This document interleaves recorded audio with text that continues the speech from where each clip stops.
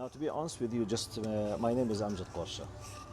I live now in Canada, in Toronto, and I'm an associate professor in comparative religions and Christian-Muslim relations, basically an Islamic faith from Jordan University, and I do live now in Canada. I give lectures, teach Muslims and non-Muslims about Islam and Islamic issues, and give some kind of consultation counseling about faith issues, faith problems, and society problems, and some kind of counseling on family issues. Anyway, because most of my broadcasting, the live broadcasting, are in Arabic, so those who speak English, maybe they are not aware that sometimes I do give lectures in English. Anyway, as I'm very sorry for those who do not speak English. إخواني وأخواتي، أنا هذا البث راح يكون فقط باللغة الإنجليزية لمن لا يعرف إلا اللغة الإنجليزية، فسامحوني، وسيكون معادا لشيء فعلته باللغة العربية. Okay, I was just telling the Arab audience that I'm broadcasting this for something that I have done a few hours ago in Arabic. And about 1 hour ago, I was giving like a small talk after the Isha prayer, which is the last prayer for Muslims, night prayer. Was with the title of Faith versus Atheism. The reason for my talk basically was that a few days ago, a very famous Moroccan atheist, female, she committed suicide, if I'm not mistaken, I believe in France. Now, a few weeks before that, or about more or less 2 or 3 months, if I'm not mistaken, a very famous Egyptian atheist committed suicide in Canada here, where I live. So one of the brothers whom I have already broadcasted, or I published his YouTube channel and his episode about the phenomena why those atheists are committing suicide. You know why do we ask the question? Amazingly, surprisingly speaking, that Arab atheists mainly, they keep attacking not religion, they keep attacking Islam in specific.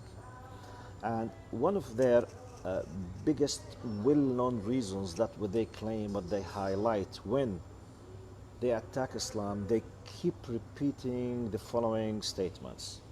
We hate restrictions, you are putting obstacles in our faces, there is no freedom in Islam, we can't feel happy, there is no space for privacy, everything is restricted by Islamic law, Sharia law, Islamic law, everything is, which is not the case, of course, but this is what they claim, that they're fed up. Simply, they want just to get rid of any kind of restrictions of the religion, i.e. Islam. Unfortunately, even though they claim, Arab atheists, in their literature, in theory, they keep talking that we are against religions, but in practice they attack just Islam. They don't mention Judaism and Christianity. I don't know why, I have no idea. But anyway, this is not my point. My point, they keep talking about the narrowness of space, narrowness of freedom, restriction of freedom. They can't enjoy their life. They can't enjoy doing whatever comes to their mind. They are free. They are supposed to feel free, whether they want to drink alcohol or whether they want to commit what we call zina or fornication. It's just love. They call it, we are just making love. They want to feel happy if they want to be homosexuals, whether they are gays or lesbians or whatever. Anyway, this is what they say. So they feel that Islam is a big obstacle in their faces. Muslims are backward people. They keep just preventing them from enjoying their freedom, enjoying their life. Okay, this is the claim. Many of them, they live religion, they declare their faith, they become social media heroes, and they receive a lot of support from different places. Many of them, they come to the West, they're paradise for them. The Egyptian, atheist, the very famous one, Sarah Jaji, I think 2 months ago, 3 months more or less, she came to Canada. Canada is one of the biggest powerful supporting countries on earth for homosexuals and for atheists, which means their laws, they do not do any kind of discrimination for these categories of people, which means Supposedly, according to their claim, I mean Arab atheists, when they come to a country like Canada, they should be enjoying, in their way, the paradise. Okay, so if they want to be atheists, they can feel freely as atheists. If they want to be homosexual, gays, lesbians, bisexual, whatever, they can live freely doing whatever they want to do. If you want to drink alcohol, no restriction at all. If they want to have the weed, just name it. Let anything comes to your mind and ask me, I will tell you. They are allowed to do, legally. They have no problem. So why do they commit suicide? Why? If they claim that their problem, the obstacle in their face basically was just religion, then just Islam. Okay, they have left Islam. They have left Arab world. They live in the best countries in their mind in terms of freedom, religious freedom, sexual freedom, whatever freedom. No one has any right to interfere in your privacy or in your business. Yet they commit suicide. Now, Brother Ahmed Subay at قناة البينة في مقارنة الأديان, this special YouTube channel for Ahmed Subay called البينة. I think the latest episode, which I shared in my page, I will give the core if you want to see exactly the statistics. He highlighted two statistics and studies which were carried on, one of the United States, one in Germany. The core idea of the two studies, basically, they were revolving around the following ideas. The idea, is there any relation between depression and suicide committing? And is there any relation between faith and suicide committing? Now, in these studies, basically, they discovered that when they compare countries with a majority of faith-based communities, regardless of the faith now, whether they are Christians or Muslims or Jews, but they have faith. They believe in something, with something, metaphysics, beyond their physical, materialistic things. When they compared countries which have a majority, or at least a good percentage of people of faith, compared with countries which is based on the high majority of materialistic people, whether the high, let's say, level of secularism or atheism, like for example Sweden, for example, or some Scandinavian countries, they discovered that always countries with high rate of atheism or non-religious people, they have much more higher rate of suicide committing. And one of the end results that came up with that the highest level for suicide committing, basically they are within atheists.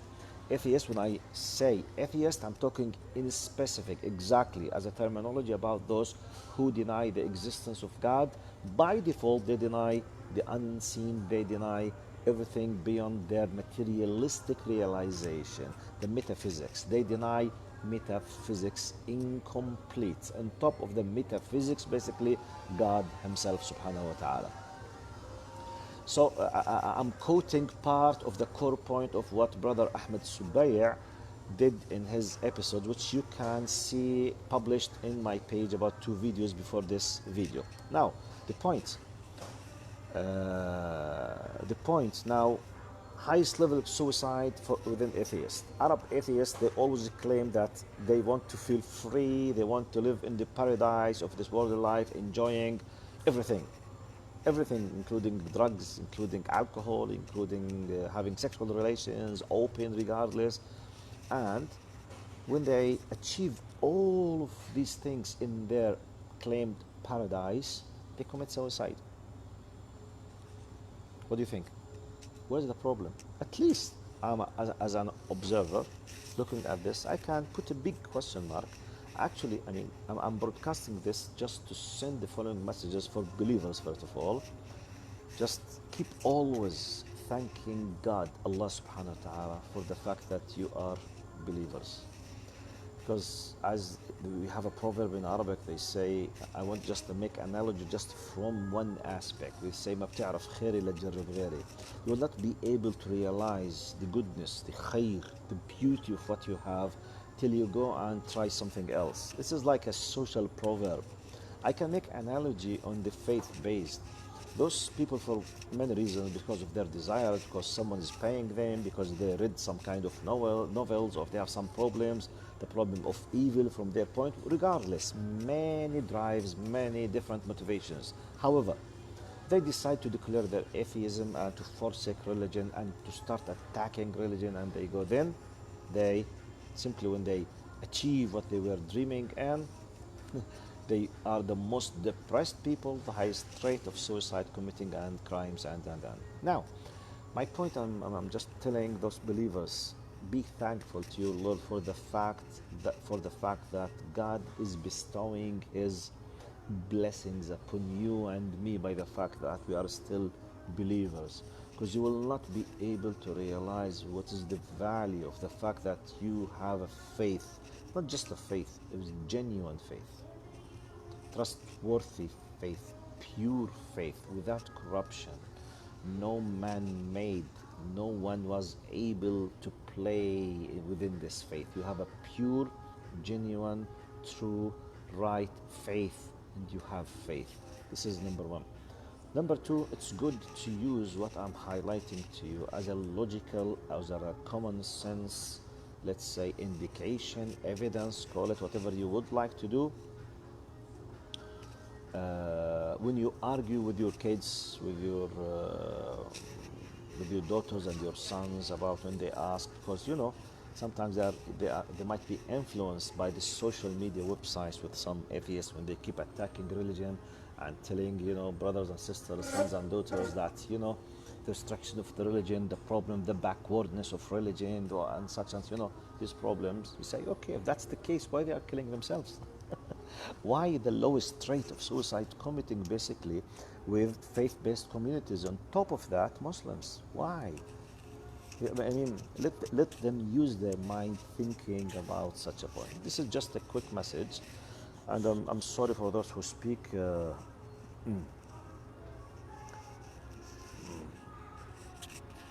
I think, Brother Salahuddin, why they kill themselves. I mean, according to some statistics, the problem of depression. I mean, I don't have a clear. I mean, my point. I don't have a clear-cut answer why they kill, but it's the clear thing for me now. Those who decide to leave faith, Brother Salahuddin, sorry, Sa'duddin. I'm sorry, Brother Sa'duddin Al-Awamli, Sa'duddin Al-Awamli. He's asking why they kill themselves. I said, I don't know exactly why, but what I know for sure, that high percentage of them, they were Muslims. They decided to leave Islam as a part of, as a faithful people. When they become atheists, a good percentage of them, they kill themselves. So I don't care why, but what I do care that I have a proof. When they left faith, going to their supposed paradise, they are committing suicide. So there is a problem in atheism. For me, I mean, I'm not speaking on their behalf, but I know it for me. For me, because when you lose faith, you are lost. Allah subhanahu wa ta'ala described this, in many verses. But from their point of view, I don't care with the answer there. Maybe they will find some answers. In reality, high percentage, they commit suicide. My explanation as a believer, basically, when you lose faith, you lose hope, you are afraid all the time, you are depressed, because as a faithful person, you believe in the creator of the universe. At least there is a power that you depend on. It's more or less, if I have the right to make the analogy, it's like the small child. Sometimes the small child, when he's afraid, immediately he runs away to the lap of his mother or his father, just covers it by his hand, and thus he's safe there. وَلِلَّهِ الْمَثَلُ الْأَعْلَى means I'm afraid, okay? I'm afraid of my rizq, of my sustenance. I'm afraid from an enemy. I don't know what will happen in the future. When I believe that there is there is a power of Allah is controlling everything, and my job is just to obey Him, satisfy Him. Everything else, the rest of all problems and disasters, they are controlled by Him. Nothing will happen but by His permission. This will give me the peace of mind. When I lose the peace of mind, it means what? It means what? Worriness, depression, fearness, all the time, psychological disorder, medicines. So all the time I'm afraid from many things. Anything will make me afraid. So I commit suicide. This is my simple, humble explanation. I don't know what they say. I have no idea about what atheists say why their fellows commit suicide. But we have statistics that the highest rate are atheists. Wallahu alam. This is an answer for brother سعد الدين. جزاكم الله خيرا. أخ محمد إبراهيم حسوني، هذا بث خاص بس للي بيحكوا إنجليزي، إحنا 90% بنحكي بالعربي، هذا للي بيحكوا إنجليزي. just okay. Okay.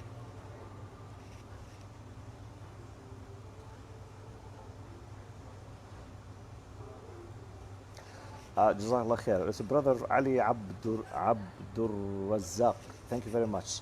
He's quoting a very beautiful verse from the Quran, chapter 20, verse 124, which is the translation of وَمَنْ أَعْرَضَ عَنْ ذِكْرِي فَإِنَّ لَهُ مَعِيشَةً ضَنْكًا. And whoever turns away from my remembrance, indeed he will have a depressed life. Thank you very much, brother Ali. Jazakallah khair. Sister Fadia, she's saying in Arabic بسبب الخواء الروحي, which means, the spiritual emptiness. They are from inside, because, basically we have bodies, ourselves, we have our spirits. So when you deny completely the existence of the unseen, on top of the unseen, God Himself, as if you have killed part of yourself, because you need this, you need to feed. You need, the body needs the food, physical food, the vegetables, the bread, the body, you have some biological needs. Now the spirit need to be connected with the Creator, need to be having this kind of tranquility, hudu wa sakina. It is created to be connected with its Lord. So when you detach it completely from that, you will face problem. It's like more or less. Now you are created in a way you can't live without oxygen. So when you have less oxygen, immediately it will be affecting your body. It will be affecting you, the cells of your brain and your body. You will be functioning in less power. At the end, you might lose your life if you have less oxygen. So I'm making like a logical analogy for the meaning.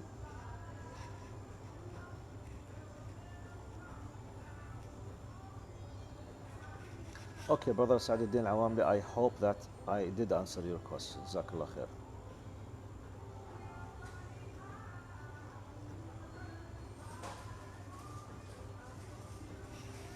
Allah barakatuh. Hope you are fine. Sharing the message on my Facebook account. So please check it. Jazakallah khair.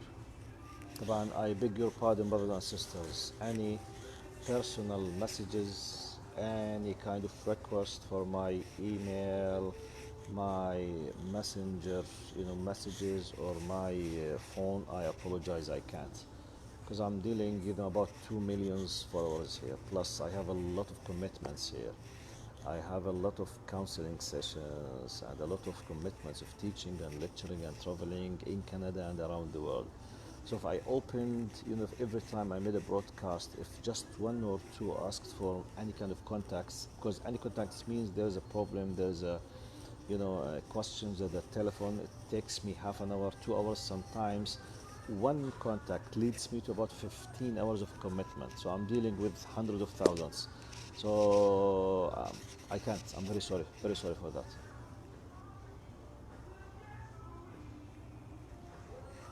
Brother Samir Jabarreen says, please doctor, make dua for me. Jazakallah khair. Inshallah. May Allah give you whatever you wish. Inshallah. Let you and everyone who's listening to me to be from the people of the Jannah. Inshallah. Bi'idhnillah.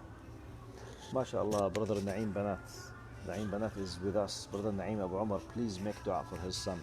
Brother Naeem, he is the real hidden hero who's recording most of my videos when I do this kind of public lectures back there at Dar Foundation. For the sake of Allah, Jazakallah khair. His son now is facing a very difficult health crisis and problem. Make dua for Brother Naeem and his son Umar Naeem Banat. Jazakumullah khair. MashaAllah, MashaAllah. You're most welcome, Brother Naeem, or Brother Naeem. Sister Jinan, Jazakumullah khair. Thank you very much. Barakallah fiki. Saida, Jazakumullah khair. Okay? Okay, mashallah. I'm trying just to see if there's anything. Ahmed Abaza, you are most welcome. Jazakallah khair. Thank you very much. Brother, Sister Ragda, Barakallah fikum. Okay, I will see, I will check. If there's no direct question to my... Still, one of our brothers, he's insisting that I speak in Arabic and English. You know, this is the time for English, not for Arabic. Yes, and repost it again. Muhammad Jordan. Basically, it will be posted, and by default, the Facebook saves it. And I will do, inshallah, bismillah. Brother Muhammad Jordan. Ameen.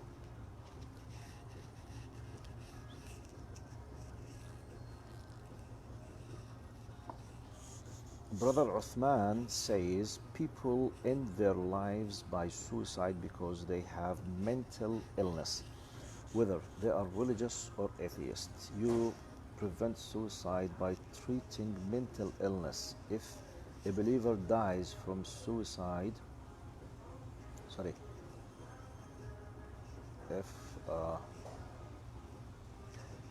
I'm sorry, it's a very long comment.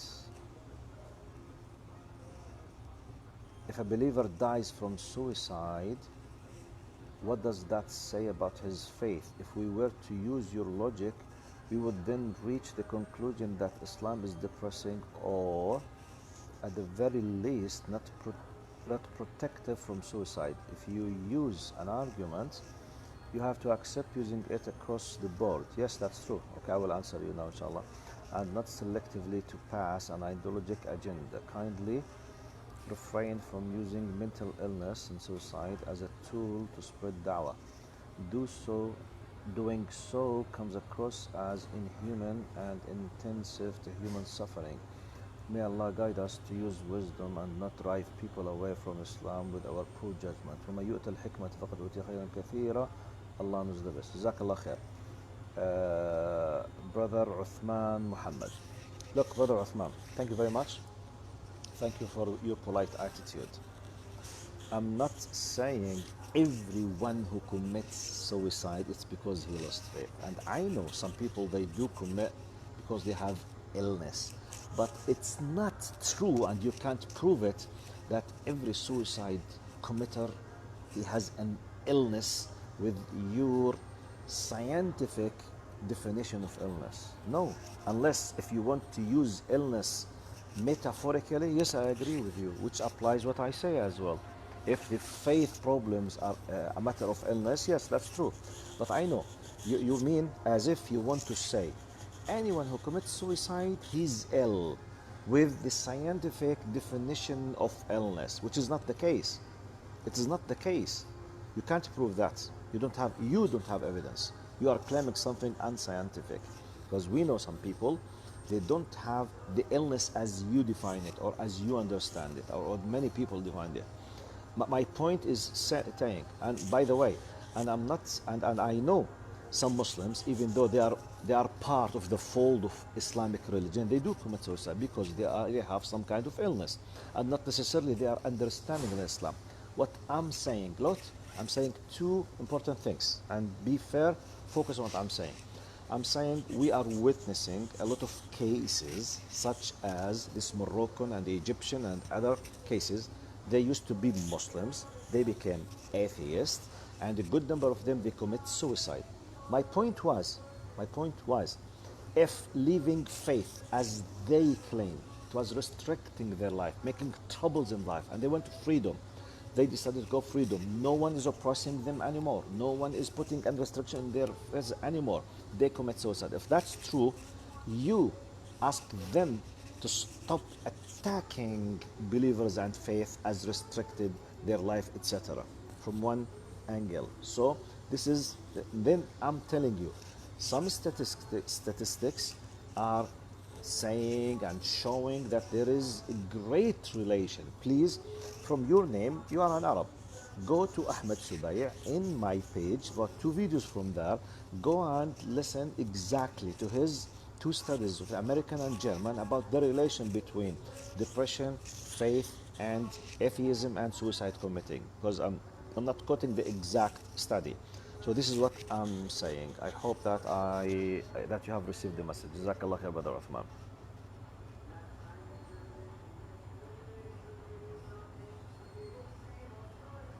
Full alive human being. Shamsuddin. Actually, when a person lives in protection of Allah, he would feel full alive human being. But the time he changed lifestyle to the way of Satan, he started to see the end. To see, I'm sorry,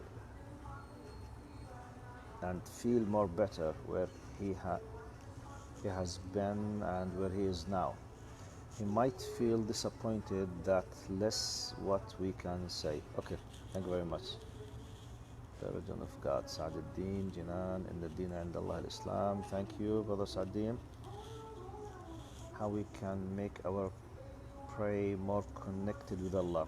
Brother Ra'id Abu Ali, psychotherapist, I think, he's asking how can we make our pray more connected with Allah subhanahu wa ta'ala. You have many things to do. First of all, to be more connected, you need to prepare yourself. I will talk the technical things. Technical things, if you mean by the pray, the salah, not the dua, because it's used for both. If you mean the salah, I mean the actual ritual pray. Basically, first of all, do your best to prepare yourself for the prayer. Do your best not to go while you're hungry. If you need to go to the washroom, for example, go to the washroom, have a new ablution, wudu. Try not to be hungry. Try not to be busy your mind in anything. So make it as if it's an appointment in your schedule like any other important appointment. One. Now, try to be in a good, nice place where you love it. There's a good light, there's a good darkness, whatever, what you wish. Try to put some perfume. Prepare yourself. Comb your hair. Really, I'm saying seriously. Be ready as if you are going to an important appointment, which is you will be in appointment with Allah subhanahu wa ta'ala. Now, one of the good things, when you start saying Allahu Akbar, try to empty your mind of any kind of connections outside. One of the good ways that will help you amazingly, try when you after the Fatiha, when you start reading the Quran, do your best to read from the new verses that you are memorizing now, not from your old things that you have, like Qul Huwallahu Ahad, Qul A'udhu Birabbil Falaq, Qul A'udhu Birabbin Nas. We memorize them by heart, ages ago, since we were kids. So we can keep repeating them even if our minds are busy in something else. And we will not make mistakes because, we repeated them thousands of times. So if you always try to recite from something that you have just memorized or still memorizing, your mind has to be focused in full. Now, being focused on something will disconnect your full focus from anything else. So you have achieved first step. Next step, try to focus on what you are reading. Imagine that, for example, you are reading Surah Wad-Duha. وَالضُّحَى وَاللَّيْلِ إِذَا سَجَى مَا وَدَّعَكَ رَبُّكَ وَمَا قَلَى. Okay, try to read this verse as if Allah is addressing you in person. Try to do tadabbur, to have very focused thinking. Try to reflect upon what you are reading. Now, in the prayer, when you do the ruku', when you bow down, or when you do the sujood, the prostration, do your best to thank Allah for every good thing in your life. try to speak with Allah in your simple language, your own language, not necessarily the dua that you memorize from the Sunnah as Prophet Muhammad sallallahu alaihi wasallam. It's good to have this kind of dua, the specific ad'iyah that came through the Sunnah, but try to ask Allah about your personal needs in your own language. Okay, all of these things together. On top of that, keep always thanking Allah. Keep asking Allah. Talk with Allah subhanahu wa ta'ala as if you are talking with the close friend to you. وَلِلَّهِ الْمَثَلُ الْأَعْلَى.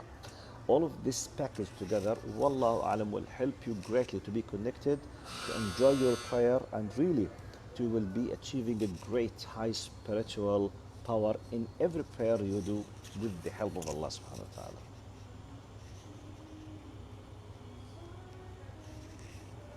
Brother Muhammad Jordan, can I ask you for a fatwa? Wallahi, I'm not specialist in Islamic jurisprudence. I'm in the field of religions, faith, and Islamic, intellectual aspects. I'm not specialist in Islamic jurisprudence. So if you're living in the West, please try to seek someone who's expert in these things from the West, in Canada or North America. Like, for example, Amjad.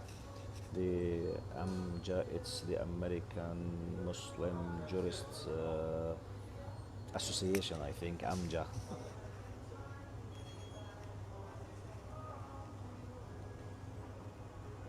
أخ مراد الشرفة أحبك الله بالإنجليزي. Okay, I love you in the sake of God as well. Thank you very much.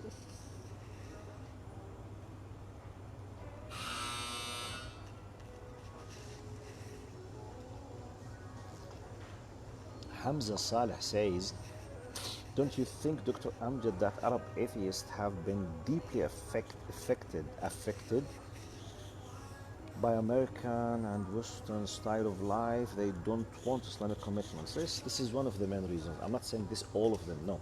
Some of them, they have problem with the problem of evil. They lost their fathers, they lost their families, they have some kind of illness, so they have a shock, and they call this the problem of evil. So if God does exist, why Allah is allowing this evil to happen with me? Some people, they look to what happens in Syria and Iraq. If God does exist, why He's not stopping this kind of evilness by Al-Assad regime or by whatever, okay? So not necessarily just the style life of Americans. Some of them, they are looking to fulfill their desires. They want just to have a free life of alcohol, sexual life. So they use atheism like a shield to protect, to say, hey, I don't care with the religions. I even don't believe in your God, so don't interfere in my business. Some of them, yes. Jazakallah khair. Brother Ahmed Wajdi, Sister Mais, Sister Safa, thank you very much. Thank you, الترك جزاكم الله خير. ما شاء الله. Brother فؤاد قشوقة, أهلا ومرحبا.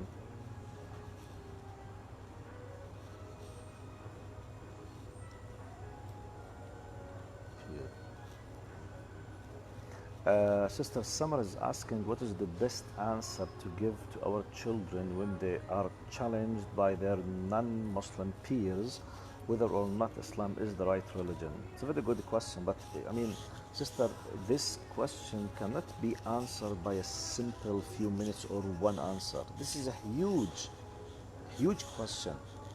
Let me give you an example. I mean, you need knowledge, you need logical arguments, you need examples, and basically it's based on who is the one who's asking me. He's in my age. What is his knowledge? What is his basic foundation? For example, the answer that I might give to an atheist, my peers, for example, will not be given for a Christian, for example, or a Jew, or a Hindu, or an whatever. So it's just no one answer, direct answer. It's a package, and more or less it's like a kista. But let me give you some kind of hints how to use it. I mean, imagine that you are asking me this question. One of the good logical things I will ask, okay, in our daily life, in our physical life, materialistic life, on what basis we decide that something is better? Logical question. On what basis you decide that living in the United States is better than living, for example, in France? On what basis do we decide that iPhone is better than Huawei or Galaxy, or sorry, Samsung?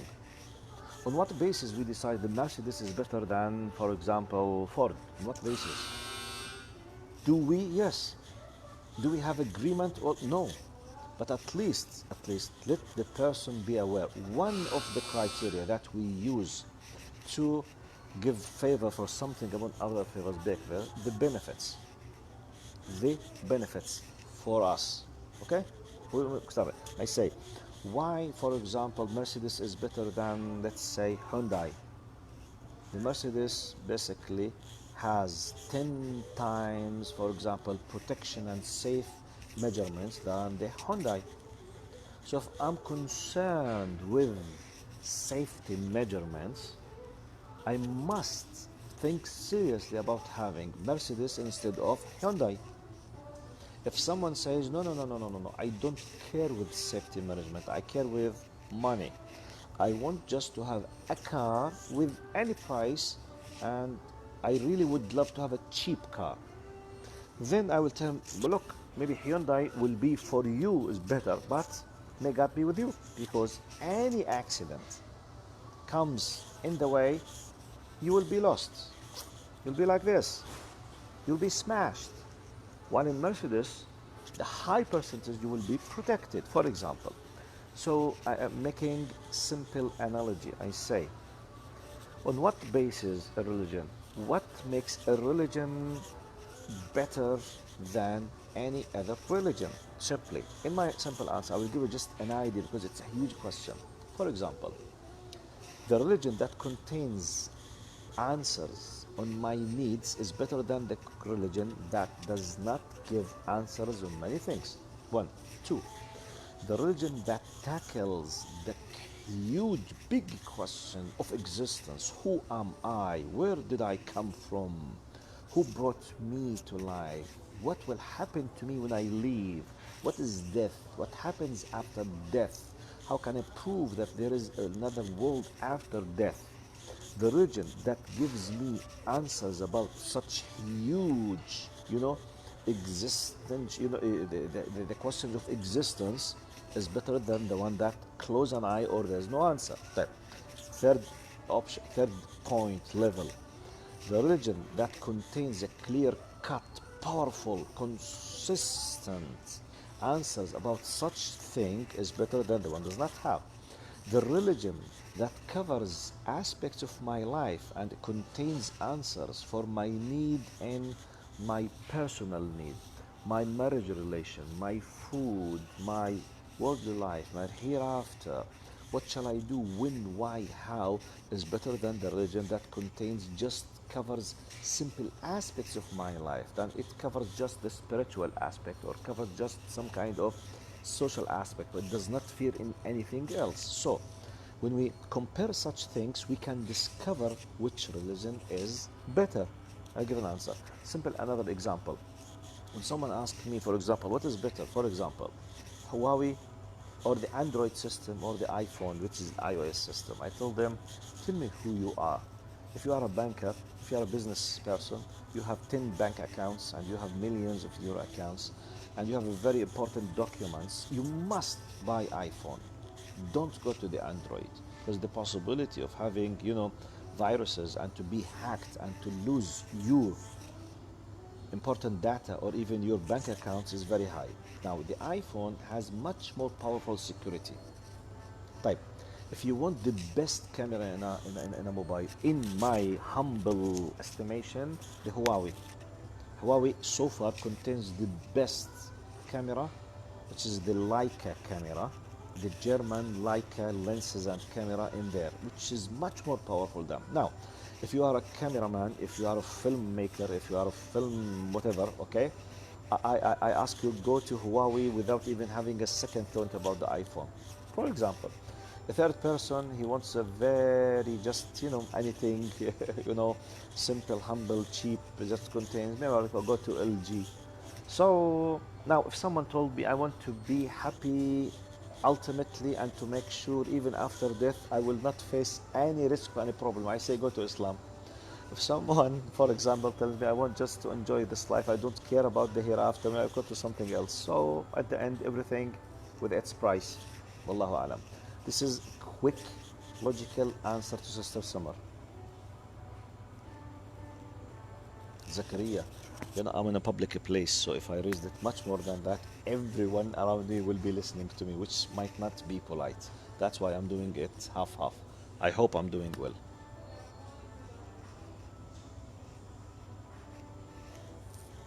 Sister Summer, our kids are facing challenges. I did answer a question. By the way, Sister Summer, I advise you to go and listen to Brother Umar Sulaiman in the United States, Brother Suhaib Webb, Brother Nu'man Ali Khan, Brother Yusuf Estes. Now, for youth, Nu'man Ali Khan and Umar Sulaiman, both of them, they have a very perfect way of addressing them, and you can get a lot of benefits. Plus, if you need much more deep academic or answers for some challenges, go to the website of the group of IERA, which is IERA, IERA, which is led by Brother Hamza Tzortzis in the UK and his great group in the UK and Canada. IERA in YouTube and in different social media channels. They have a great YouTube videos how to answer these very tough questions. Okay.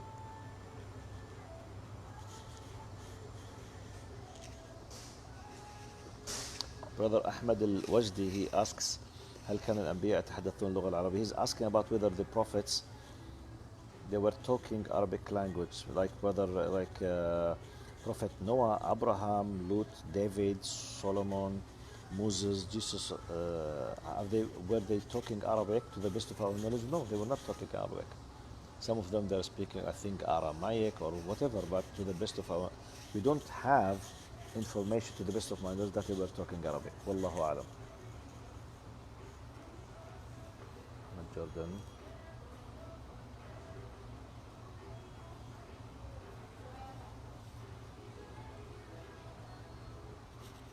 Okay, answer Brother Hamza. اللهم صل على سيدنا محمد. Thank you, Sister Farah Ali.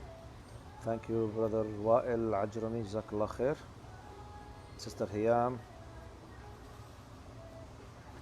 Sister Farah, please come to Calgary, visit us. Actually, I'm coming to Calgary, inshallah, very soon, maybe in a few weeks, inshallah. I have, I think, an intensive trip to Calgary, bismillah. We are in the process of arranging to have a visit to Calgary, inshallah.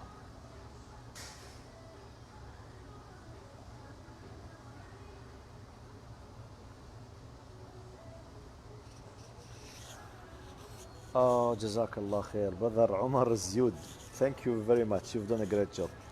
Brother Umar Ziyud, he linked the link of Amjad, which is the American Muslim, I think, Jurists Association online.org for the Fatwa Corner. Thank you very much, Brother Umar. Jazakallah khair. So Brother Haytham, good morning. Good morning. Still, I will go to sleep. I'm in Canada now. Still, I have just prayed the Isha just 1 hour ago.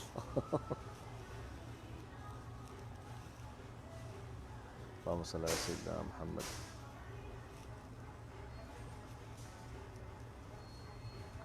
طيب.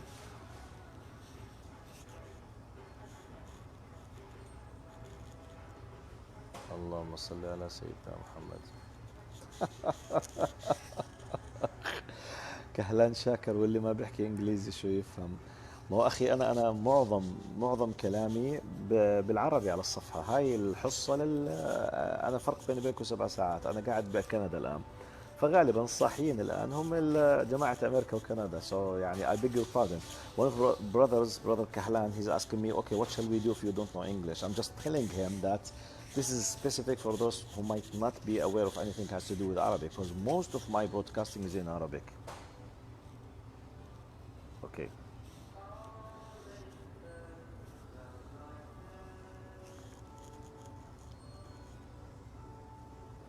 Thank you, Brother Samir. جزاك الله خير.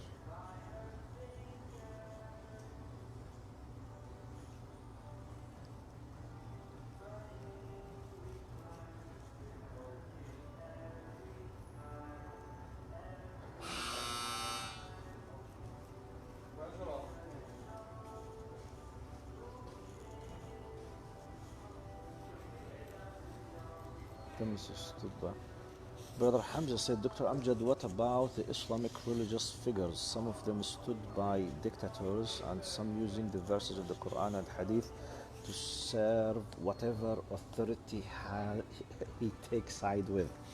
You know, the fact that you, as a non-professional, is aware to know that they are making lies or they are trying twisting, you know, the meanings or trying to make corruption. This is a big ni'mah from Allah subhanahu wa ta'ala. Now we know the truth from the Quran and the Sunnah, we know the truth from Prophet Muhammad sallallahu alaihi wasallam actions, and we don't know the truth from the people. Whenever someone tries to play dirty games by misusing the text or the religion, easily just we can condemn him, we can attack him, we can refuse him. We say, may Allah let him come back, but he's either a corrupter or a liar, and he's a criminal basically. So don't you remember where Allah subhanahu wa ta'ala, when he said in the Quran, واتل عليهم نبأ الذي آتيناه آياتنا فانسلخ منها فأتبعه الشيطان فكان من الغاوين فمثلوه كمثل الكلب إن تحمل عليه يلهث أو تتركه يلهث. Allah is giving an example in this verse, the core meaning. Allah was giving an example for someone who was giving the great knowledge from Allah subhanahu wa ta'ala, but he decided to detach himself completely from these blessings. He decided to do khulud ila al-ard. It's like when he was given the blessings and the greatness, then he decided to forsake this. He threw this behind his back and he went down to dirty, filthy, dirty things. It's his decision. Amazingly, the Quran says, قال فأتبعه الشيطان. He decided to take the decision. He decided to take this horrible step. Then Satan, managed to insert himself in parallel. قال فأتبعه. Then the shaitan came to the equation of my path in this way. So when someone decides to commit, crime against Allah or to commit kufr, it's his problem. That's why, alhamdulillah, we keep reminding them. Allah will remind them. We asking da'wah for them. Like if they refused, why do you think Jahannam was created? Simple question. Why Jahannam is created? Why everything will not everything will be completely finished in this world of life? It's just simple. That's why we have the alam al-barzakh, the barrier. That's why we have adhab al-qabr and na'im al-qabr. We have this kind of punishment and joy, happiness inside the grave. That's why we have the day of judgment, the day of accountability. Those bad people who corrupted the religion, supporting dictator regimes, they will be held accountable. And we will take our rights from them. And inshallah, unless if they repented to Allah subhanahu wa ta'ala, they will go to the hellfire. What can I do for them?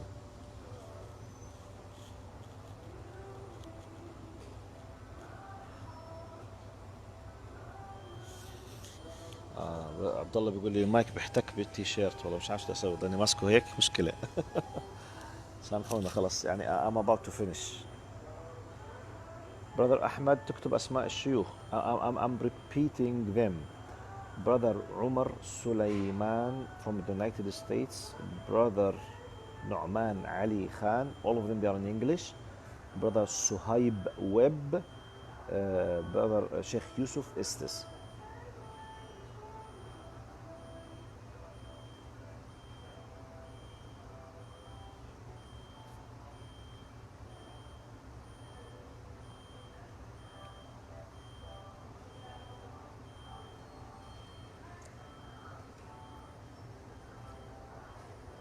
Brother Muhammad Jordan, Doctor, I heard you were here in Chicago a few years ago. Are you planning coming back?